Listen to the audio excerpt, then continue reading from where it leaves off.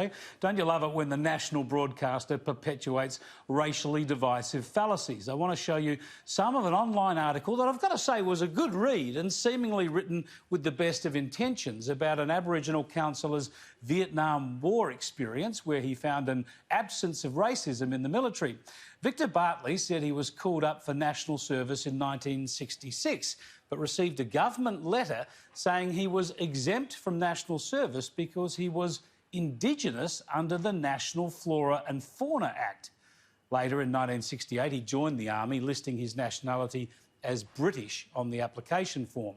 Now, we respect Mr Bartley's Vietnam service, of course, but his claim that a government department cited the Flora and Fauna Act when initially rejecting him should not have stood unchallenged. This is a myth that should not be repeated. Even the ABC's own fact check exposed this fallacy back in 2018. As noted by ABC Fact Check, Indigenous Professor Marcia Langton revealed it might have started from rhetorical comments first mentioned by pioneer Aboriginal filmmaker Lester Bostock during a council meeting in Canberra in the 1970s. The ABC's story had Mr Bartley reading this in government documents 4 years earlier.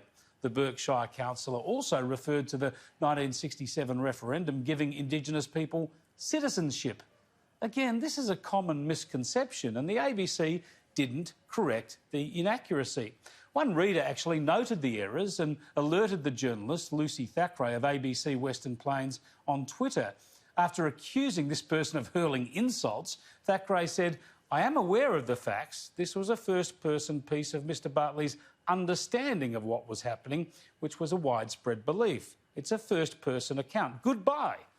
And then I know many Indigenous people who were alive at the times who believed they were being treated as flora and fauna, and that impacted their identity and self-esteem. But journalism is supposed to be about the facts, not subjective beliefs or myths around sensitive issues.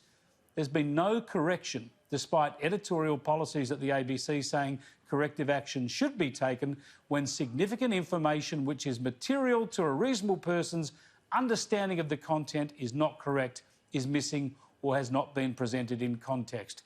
The policies say wherever practical, all online errors can and should be corrected with an appropriate editor's note also added to indicate that a change has been made. And once more, the ABC has failed to answer our queries. We point out their errors, they ignore them. That's your taxes at work against your interests.